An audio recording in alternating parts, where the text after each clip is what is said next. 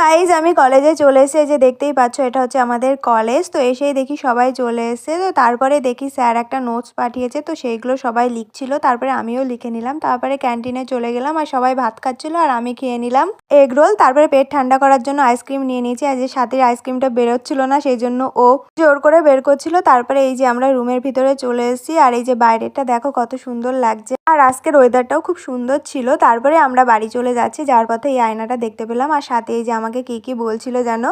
তো আমি ব্লগ করছিলাম সেই জন্য ও আমাকে যেন কি কি বলছিল, তো ওর মুখ দিয়েই শুনে নাও। হ্যাঁ, তো ওর জন্য টোটোতে বসতে পারছিল না, ওই সিনটা আপনাদেরকে দেখাতে পারলাম না।